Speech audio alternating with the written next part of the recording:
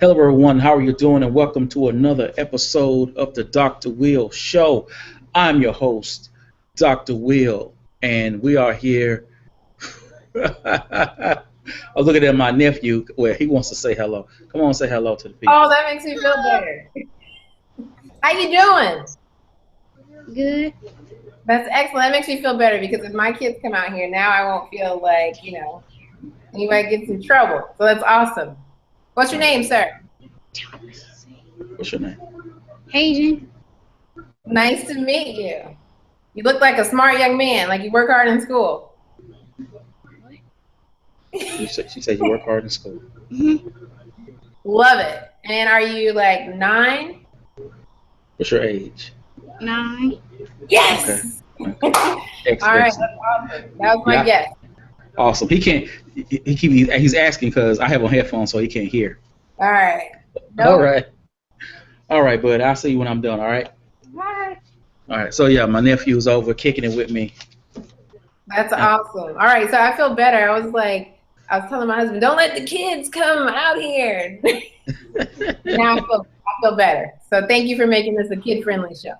you're welcome all the time, all the time. So people, we will be talking about personal learning networks. Now, for those who normally watch my show, this isn't the show for you because you are already connected.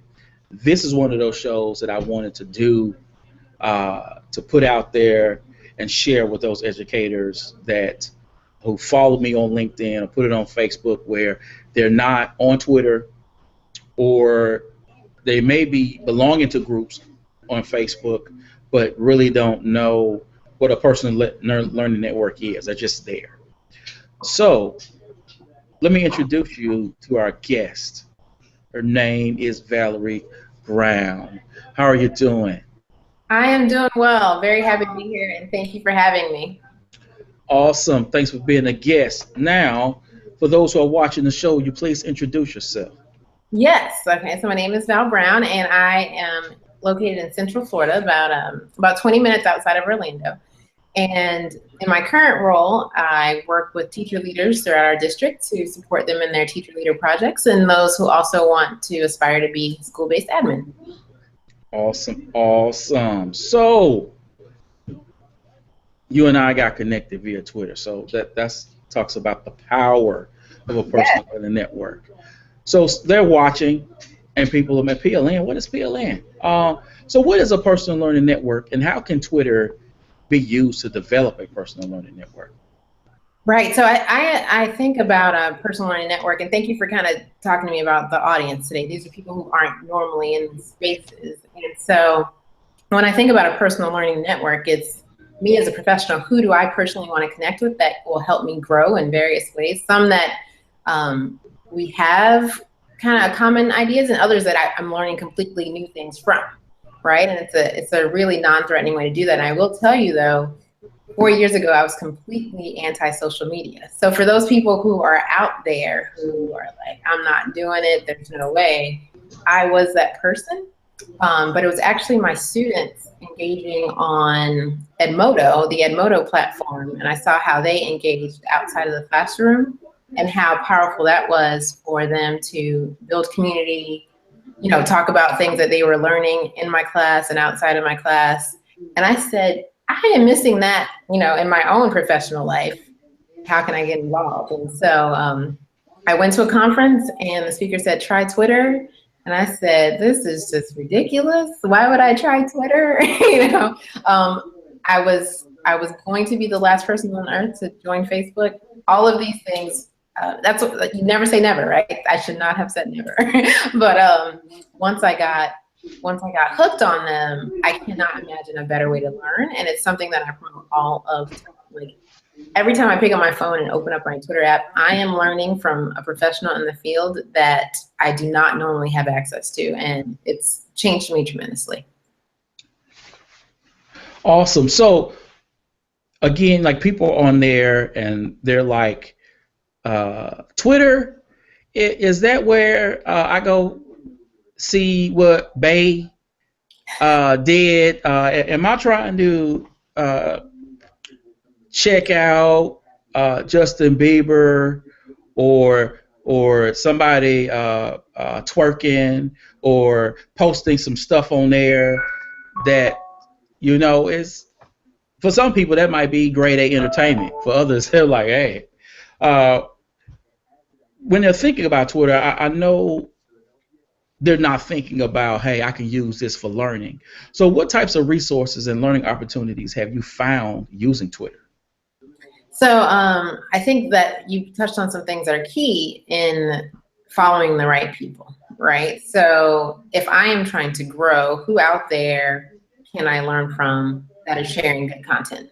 Depending on what you teach or your area of expertise, someone like an organization like National Geographic will give you ideas for lessons. If you are working in an equity space, then you will find tolerance.org. If you are looking for first grade teachers, they have first grade teachers who are doing a phenomenal job sharing their classroom. And what I like about Twitter is you have the power to choose who you want. There's no, you don't necessarily have to share your content with them because they don't necessarily follow you. And when you're done learning from them, you hit unfollow and nobody's feelings are hurt. So I think that's also really important to understand. What I also learned from probably the most were the live Twitter chats. And again, you don't even have to follow necessarily these educators or these people, but if you search the hashtag, and there are hundreds of hashtags for educators out there, you can follow the conversation, learn live, and then find different people to follow as a result. So I think there are countless ways that you can use Twitter for good. And in fact, that's why I use it. I don't waste my time, because I find it a place to learn. I don't waste my time with things that aren't benefiting me professionally, personally. Awesome. So I like how you bring that up, but I also want to caution teachers because I'm going to start doing talks at conferences and stuff on this very topic because we talk about digital footprint. Mm-hmm. But what we now need to start thinking about is what I call your life print. And what I mean by that is it's one thing for you to say, I'm going to watch what I post. I'm going to tell my friends, hey, don't you tag me on Facebook in that photo, blah, blah, blah. There's another thing for you to understand that there's a lot of smartphones out there. Mm-hmm. And just because you grown doesn't mean, okay, you're grown, so that's certain things you can legally do. That's certain things you have a right to do. But that doesn't mean you need to do it because you can be out there making it rain, or you're in Brazil and you're like, I'm going to do what the Brazilians do, and someone take the picture, take some photo, and now Miss Johnson has gone viral. Now, Miss Johnson didn't post that picture herself, but somebody else did. Now it's going viral, and now you're getting called to the carpet by the principal or superintendent because of what you did in your life that is now going viral because of what someone else's does. And so on Twitter, I want to caution folks, as Valerie talked about, hey, these are these people you can follow, you can learn. Be careful of who you follow because there are folks and content on Twitter that, again, as an adult,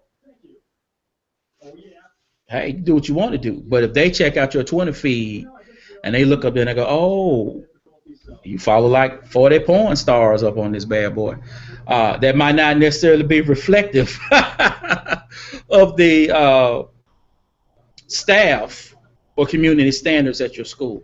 So I wanted to throw that out there, life print. I'm going to be talking about that, people. Because there was a teacher. Go ahead, Val. I was going to say, I think that's important just overall with your digital literacy, right? So you have to understand that, like you said, we live in a world where, everybody has a camera phone just about, and people take screenshots of things that you say. And I find it's easiest to be who you are online and offline, and you don't have to worry about what happens as a result. If you are who you are, face to face and your online personality, then, and you're proud of who that is, then you're doing the right thing. But if you're going to try to live that dual life, then I think you could possibly get in trouble. So just be who you are online and offline, and that's all you can. That's all you can do. If you're, Yes, no doubt. Unless you're ratchet, then you don't want to teach. Because I'm gonna get you in trouble. So, what is your perception of the value of a personal learning network to support your professional goals, and how has the relationships you've developed impacted your professional practice? I have some of my closest friendships now based on people that I have met in this space, then met face to face, or met face to face at a conference, and then we continue to stay in touch via Twitter. And then I have a group of friends where we literally talk every day. We started on Twitter, we moved to Voxer, just about the things that are going on at work, pushing each other's thinking, sharing resources. And so, I have a scheduled tweet coming up of my 4-year Twitter anniversary. And when I say it dramatically changed like who I was as a professional, and the way I was able to grow, I can't emphasize it enough. And I know it's scary to get out there, and I tell people you have to give it a real shot. It's like, give it a real shot before you give up on it, and really try to engage in it. And next thing you know, you have people inviting you to their podcasts, and you're getting all of these opportunities to interact with people, and the people that I've found on Twitter, especially in education, are so willing to share their resources because it's about students and how we're benefiting those. And so people are really open to sharing and connecting. Cool. So we've talked about Twitter, but there's a lot of things out there: LinkedIn, Google Plus, Voxer, Facebook. What other social network sites are you using for professional development, and what are the advantages or disadvantages for using some of the other ones? Okay, so I mentioned Voxer, and there's a group of us that we Vox pretty much every day. What I like about Voxer, different from Twitter, is one, you can do it while you're driving safely because you're just typing it in. Once the message is played back, it feels all live because the conversation is kind of seamless in that, and you can jump in when you have time throughout the day. I also have recently, even though again I was going to be the last person on earth to do Facebook, I'm part of 3 Facebook groups of educators where they're sharing resources, and that I realize a lot of people are there, even though I don't want to be there. A lot of people are there, and so what am I missing, by not even wanting to engage in this space? And that's what I think about with teachers and their students.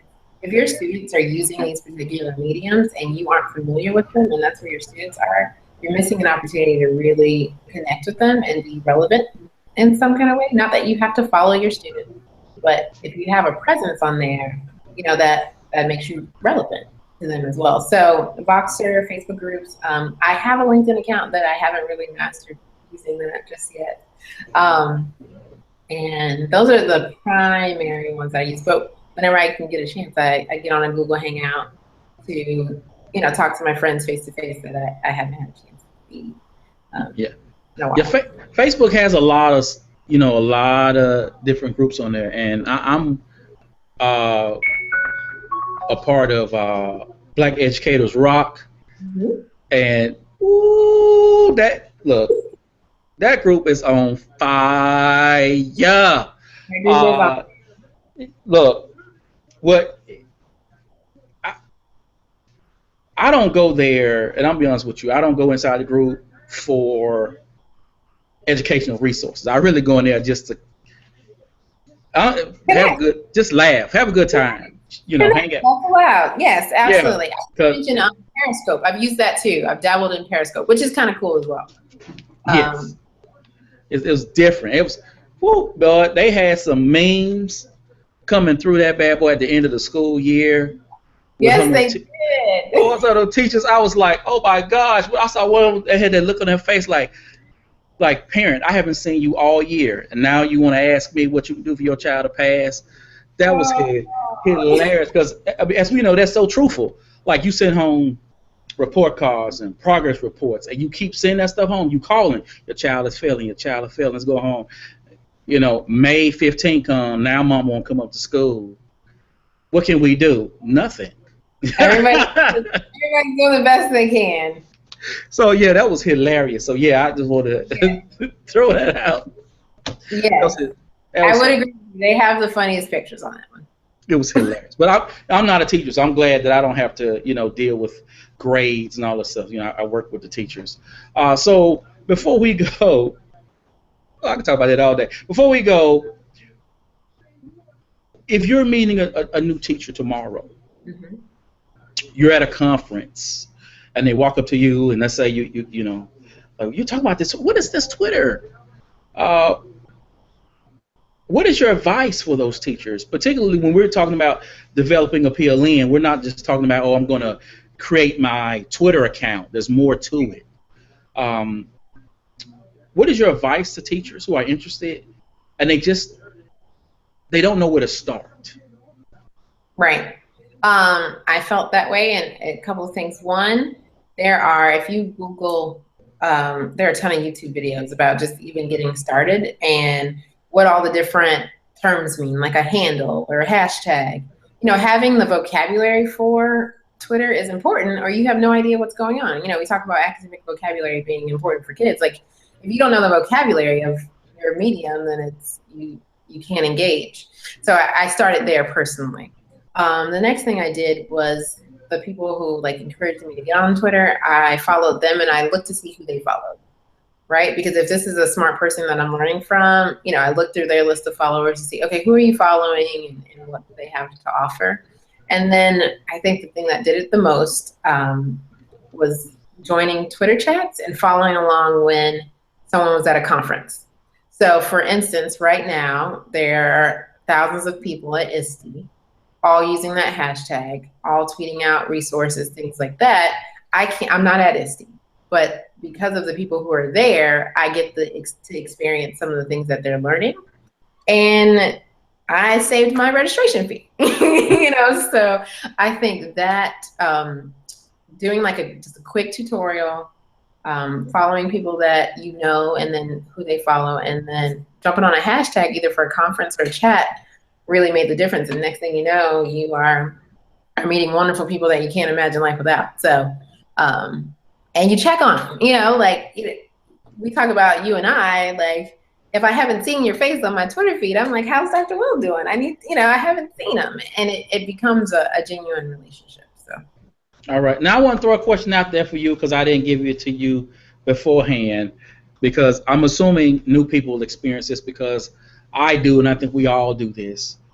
And I want to know how you deal with this. There are people we meet, we put in our, we have them in our PLN, and we're dialoguing, we're learning, we're growing, and then all of a sudden, they're not tweeting you anymore. Mm-hmm. And it seems like, oh, they got a new set of friends, or they got a new life, and new stuff going on, and you wonder, what happened? I thought we were friends. How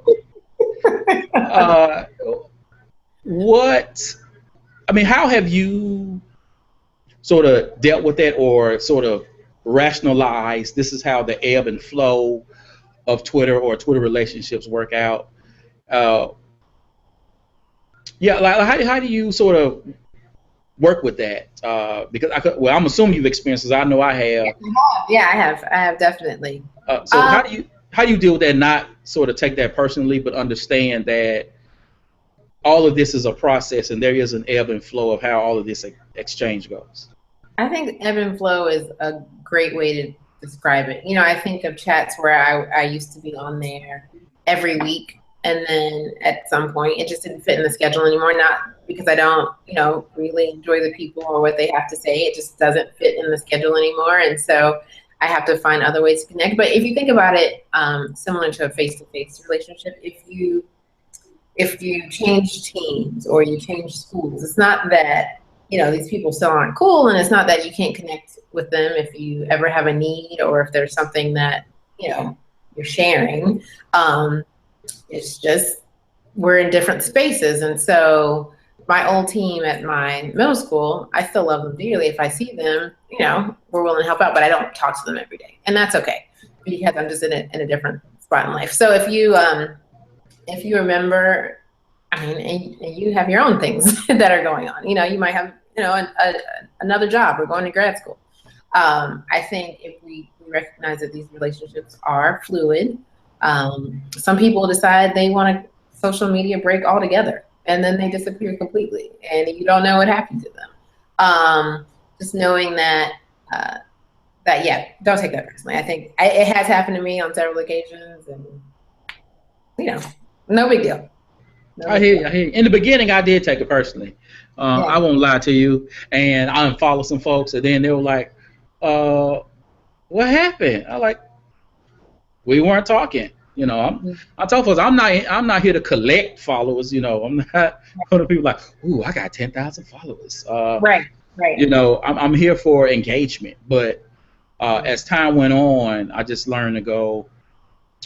I'm going to be in the flow of the conversations that I have with people, and if things are working, they're working. If not, there's someone else who can step in because there's something else they can offer me at the time. Right. I mean, you might just be interested in something else. So, if I'm following someone because they're telling me all about Google Apps for education, and I really mastered that, and now I'm ready to move on to something else. It's not personal, and I'll still check in with you to tell you how I'm doing with my Google Apps for education. And you're still my number one contact. But sometimes you just want to learn some different things, and I think that's fair. And I think your face-to-face relationships still are super important. So don't neglect those just because you're in a social media space. Awesome. So, folks, thank you for coming on to the show, Val. I appreciate you people for watching this show. I'm going to put information on the blog, so how you can get in contact with Val on Twitter or myself, and we invite you to this wonderful world of network learning. As always, people, be you, EDU, peace.